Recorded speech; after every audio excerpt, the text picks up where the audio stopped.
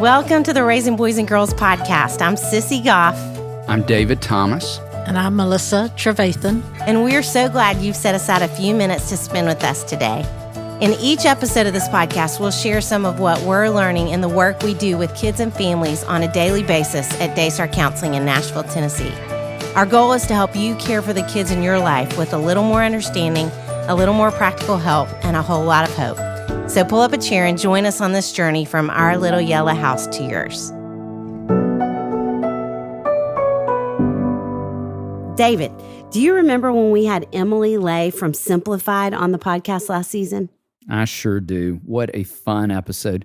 She is delightful. Yes, she is. I love her story, how she was trying to do it all as a working mom with dings and buzzes constantly controlling where her attention was each day, but she made a decision to do it a different way. Yes, and it's made all the difference in her own life and the lives of hundreds of thousands of women around the world. I love Emily's heart and Simplified's mission to equip, inspire, and empower women with tools and systems that will simplify their lives. I know that's music to your ears as an Enneagram 1. You know me so well. Their cornerstone product, the Simplified Planner, is so beautiful and incredibly practical. You don't even have to be an Enneagram 1 to love this planner. And if you're not a paper planner person, Simplified has tons of other products that will help you simplify your life too. Notebooks, mugs, baby books, art prints, journals, and more. And every single one of Simplified's products are beautiful. To see everything Simplified has to offer and start simplifying your life today, head to emilylay.com and use our code RAISING15 for 15% off your purchase at Simplified. Again, that's emilylay.com, and the code for our listeners is RAISING15. Scott Sauls is the senior pastor at Christ Presbyterian Church here in Nashville, Tennessee. Before coming to Nashville, Scott was a pastor alongside Dr. Timothy Keller at Redeemer Presbyterian Church in New York City. Scott is a frequent speaker at conferences, leadership retreats, and to university students where he helps others connect their emotional and spiritual lives. His latest book, Beautiful People Don't Just Happen, is a field guide to help readers who feel unfinished and on the mend under Jesus' merciful, mighty, healing hand. Scott is married to Patty and has 2 daughters, Abby and Ellie. Scott, it is so much fun to have you in this room. Yes, you it is. have been a longtime friend to the two of us and someone we respect and a voice that is so needed in our world right now. And you, Yes. as we just shared, are an author of many books, and it's so much fun to get to talk about your newest book. I'm going to read the title and subtitle because I love both so much. It's called Beautiful People Don't Just Happen. How God Redeems Regret, Hurt, and Fear in the Making of Better Humans. I love that title so much. And I love the words behind that title. And we got to come to a kickoff of the book where you read some of it, and I couldn't have loved it anymore. That was a fun night. It was a fun night. In fact, I told you the story that night. I don't know if you remember it or not, but Scott and I released books on the exact same day. And so we ended up guest on different podcasts like right after each other with several folks. And my publicist texted me and said, I've listened to a couple of the interviews you've recorded and you're talking more about Scott's book than your own. And that's a problem for me. That's so good. I said, well, it's not a problem for me at all because I love that man and so thankful for his words. So it's so much fun to have you here today. And We go it way is. back, don't we, David? I don't even know yes, if you we remember do. this. Tell the history. I think you were a tour manager for a Nashville Recording artist. artist, yes. And you were dating one of my dearest friends from college who is now your wife, Connie. And Loves you dearly. Yeah, so I was in all those behind the scenes conversations where she was falling in love and going crazy, not being able to spend time with you because she was working out in the woods and you were on the road, and then you got married. And you read scripture at our wedding, which is I an did incredible read scripture at gift. your wedding. I remember that. Thankful for a lot of years. Well, and so thanks. fun to have you here now. It and is so fun. even as we talk about your newest book, will you talk a little bit about why you wrote it and what you hope folks experience in reading it? I think it's important to acknowledge that the title did not come out of my brain. It came from an Elizabeth Kubler-Ross quote, and she's, as y'all know, a therapist, and she talks in this paragraph that she wrote. I don't even know where it came from, but she talked about how the most beautiful, approachable, durable, empathetic people that she's ever known are people who've known defeat, who've basically at some point in their lives hit bottom. That's not a direct quote, but the last line of that excerpt is beautiful people do not just happen. And so the title came from that. The book was born out of the pandemic, a lot like yours was, David, and just had human pain points on the mind and heart, my own experience of those years. And of course, just, being a pastor, a lot like y'all, just being surrounded by people who are trying to make sense of what's happening, and people being isolated from each other, and home lives getting more difficult, and all the rest. We were just thinking out loud with the publisher, like, what would be helpful? The themes of regret, guilt and shame, those things we wish we could go back and change, or those burdens about ourselves that we carry with us. Hurt, which is sort of the catch-all of the groan of creation that Romans 8 talks about, that we're all subject to, and fear, just worrying about what's next, what's around the corner, and what the future is going to be like. And so without planning to, it became probably the most transparent that I've ever been in anything that I've written, just out of my own life. And I finished the book and I'm like, man, I'm one messed up dude. I didn't know I had this much need and neediness in my own life, but it became really kind of a cathartic exercise for me to kind of draft off of a lot of years of counseling that I've been through, and, have Daystar and especially you, Sissy, to thank for the way you've served our family in the past and helped us just process the hard parts of being human as a family together. But it was a season where just a lot of things came back home to me and to us in terms of what we've learned from people who do what you do. I don't know, at the end, it became something that I didn't expect it to be. And that was like, you know what? If somebody asked me, how do you want to pastor people? I would say, this is what I would want you to experience being pastored in your regret or your hurt or your fear.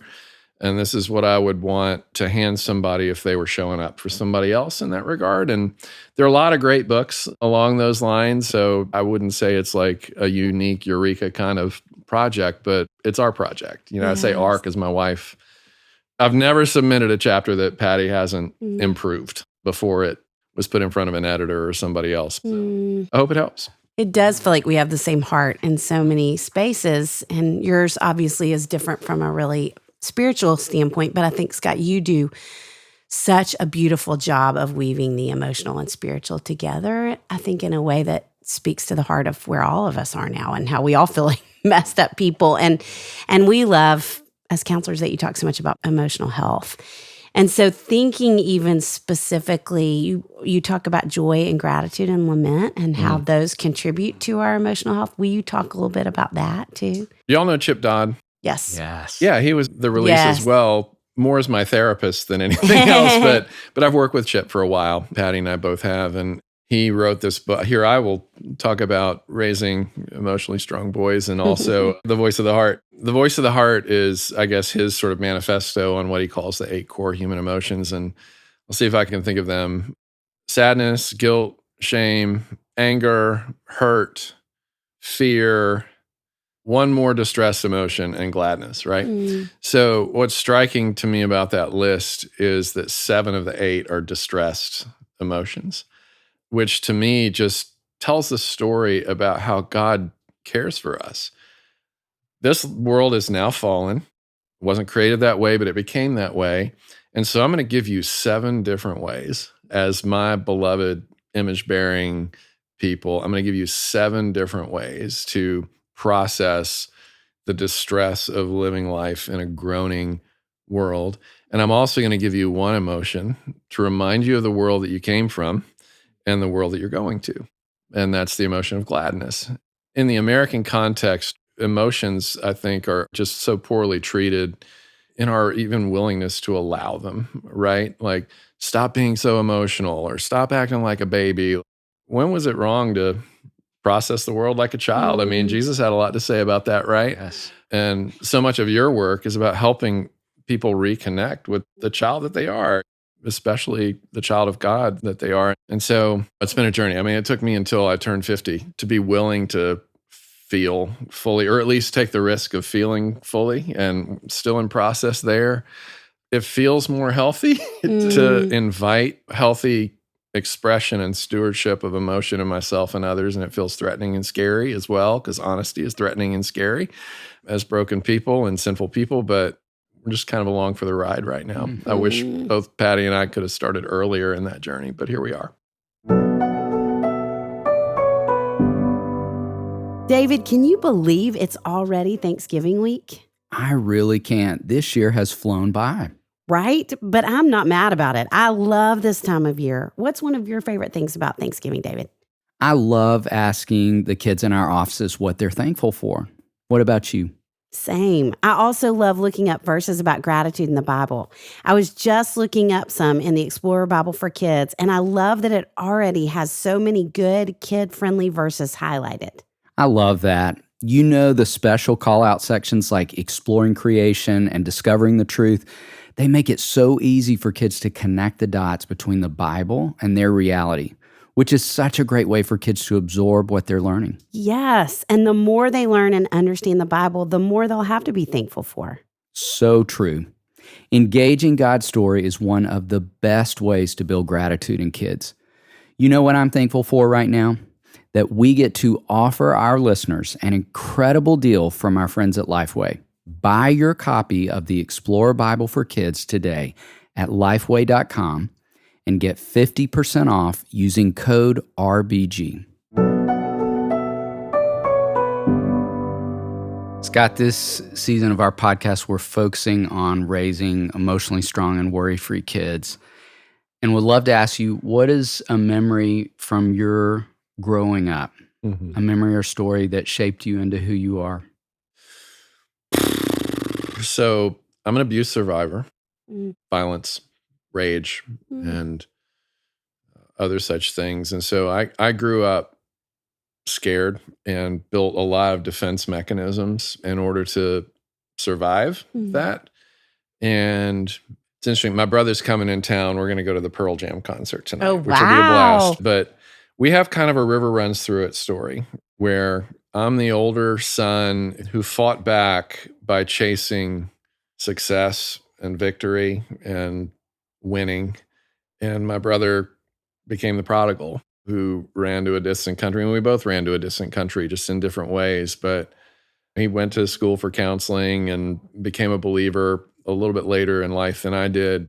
But we now have this ability to sort of look back and name what was tragic and yet help each other not be victim martyrs, but to hopefully be stewards of the hard things and also not caricature that whole season of our life as if it was all terrible and bad, because we were given a lot of graces and gifts, even in the context that we were in.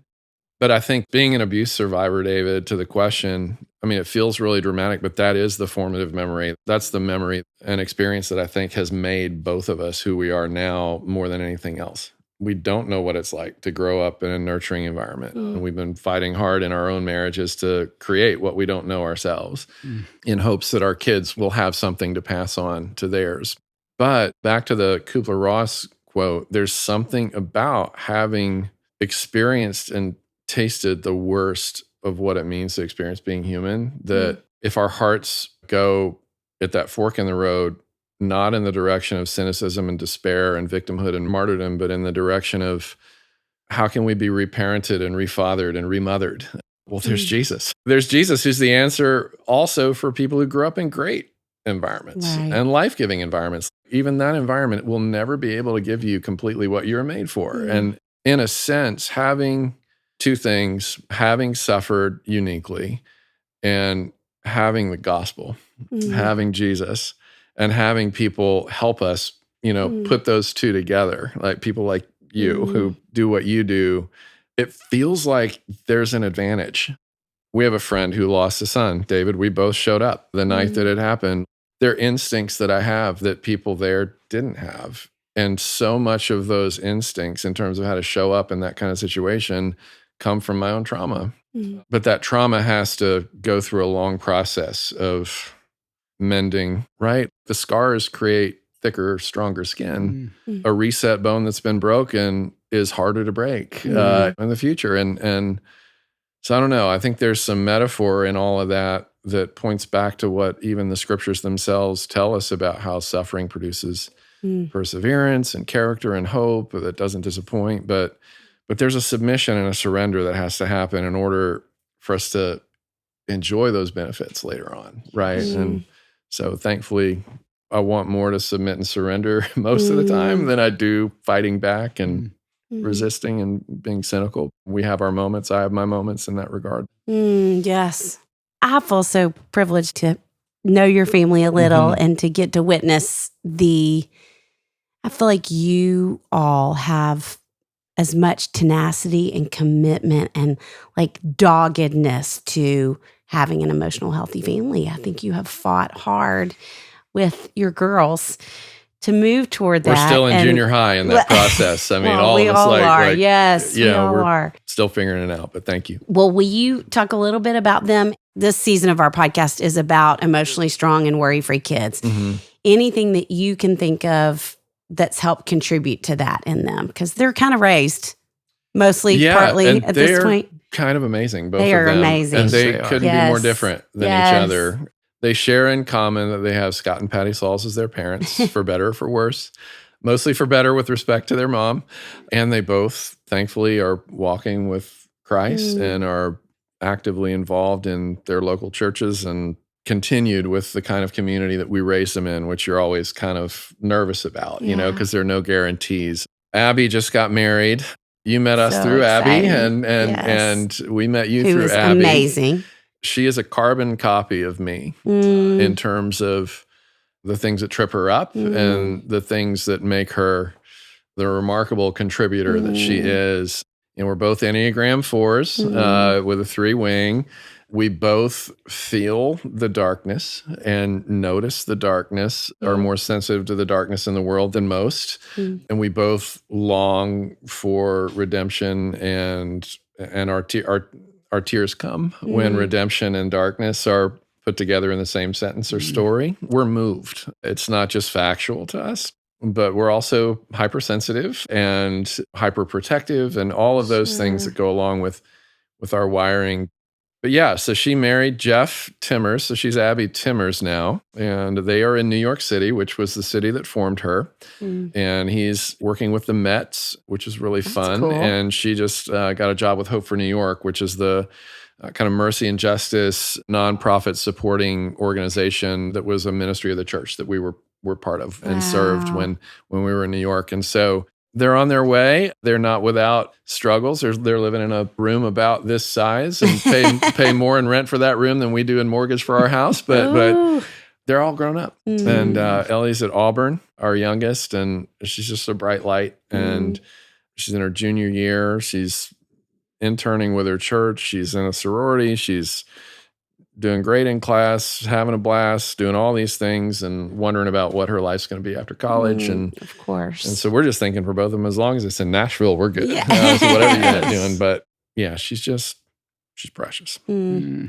That's all I can say. She takes after her mom in a lot of ways in that regard. Yeah. She's got her mom's, tenderness and empathetic vibe, like she really cares about people and she's approachable and safe and a whole lot of fun. Yes. So, Yeah. It's awesome. Having young adult children and the perspective that you have in that season of life, what is something looking back that you worried about as a parent that you think now, I wish I hadn't? Well, I don't know if I wish I hadn't, but we worried about whether or not our kids would become damaged pastors' kids, right? You hear the PK stories, and from very young age, we just kind of felt like we need to fight for them to have their own identities and be their own people and have their own path.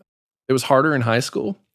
I think it's less difficult now in adulthood. They're remarkable in and of themselves and who they've been made to be, and that's who we want them to be. Obviously, they're ours, but we don't want that to be the main thing that they're known for, because they have their own unique, amazing contribution to make. Yes.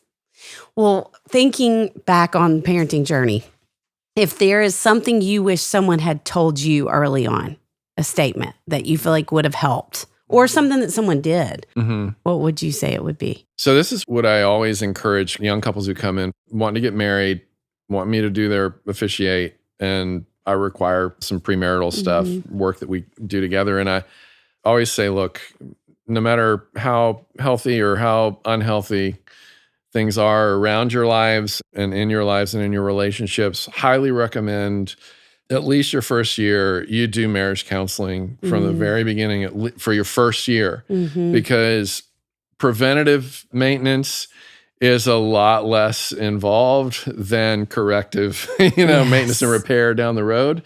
It takes me to what the writer of Ecclesiastes said, who's looking back on all these regrets in his life. And there's this one line in there where he says, remember your creator in the days that you're young. The answer to the question is start as early as possible to get as healthy as you can, emotionally, personally, relationally, spiritually, vocationally, and otherwise. I feel like if we could go back in time, we would start a lot earlier on that journey. And it probably would have spared our kids a lot of grief and struggle had we made that commitment, been willing to spend the money. It's always about the money. We're just starting out and not wealthy, you're like, oh, we just can't afford that. And I would look back probably on younger Scott and Patty, newlywed Scott and Patty, and say, you can't afford not to. But at the same time, it's never too late to start. It's good. Yes, it is. David, have you heard everyone talking about The Chosen Season 3? I have. This season, the most emotional chapter yet, picks up right where season 2 left off, but turns up the tension. We see Jesus deliver the famous Sermon on the Mount and the consequences others experience for living out his teachings. His followers and enemies multiply, bringing all kinds of troubles and tough questions, many questions we've all asked ourselves. But in the middle of all of that upheaval, we are reminded that Jesus gives rest. We all need this story, and especially that reminder. Watch for free in the Chosen app. Episodes will roll out before Christmas. Visit thechosentickets.com for more information. That's thechosentickets.com. We talk a lot about arming ourselves with truth, and would love to just ask you, what is one truth that you would say has helped you worry less, specifically as a parent? As a parent, they belong to God before they belong to us. He's writing their stories so we don't have to. That's just a huge burden to assume the role of author to your own kids' stories. You're going to be disappointed. Just knowing that there's a God who looks out for them, who doesn't slumber and doesn't sleep, which is actually a psalm that your wife introduced me to. I became a believer in college, and Connie introduced me to the 120th Psalm that talks about how the Lord watches our going in and our coming out now and forevermore. He's the shade at our right hand, and that he neither slumbers nor sleeps. So even when we're checked out, even when we're dead and gone, the Lord will not stop watching over them. So that's a comfort. And he's shown signs throughout the duration of their lives that that's true.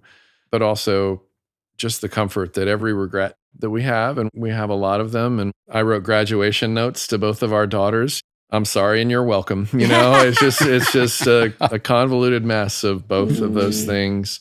And to know that all of that can get resolved now through just owning things, as opposed to trying to compensate for things with toys, or becoming nice but never dealing with when you weren't, to bring it into the light as the Gospels encourage us to do with our kids.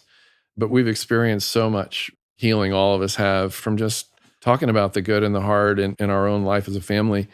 And I'm sure there'll be more of those conversations in decades to come, but also knowing that everything is completely resolved in the new heaven and the new earth. Yes. And as C.S. Lewis says, heaven will work backwards and turn the worst and hardest things into a glory, like waking up from a nightmare and You lose your spouse in your nightmare, and then you wake up and they're breathing right next to you, and you love them more because you had the nightmare. Right. You're more warm toward each other because you had the nightmare. I feel like that might be a small glimpse of what heaven will be like, where we'll look back and say, that was real, but it also now is only a bad dream because of the life that we get to enjoy now. So yeah, all the things, reconciliation and peace. I'm just a huge fan of how Christ gives those gifts. Gosh, just feel the hope wash over me even as you're saying those things. We talk so much about how thinking about the pandemic, and as you said, it's part of what you wrote this book out of, but we just have never seen parents feel as discouraged or hopeless in some ways as we have in the last few years. So, and you already did this beautifully. I didn't know if there's anything that you would add as a pastor, if there's something you could say to every parent of kids every age today, what it would be.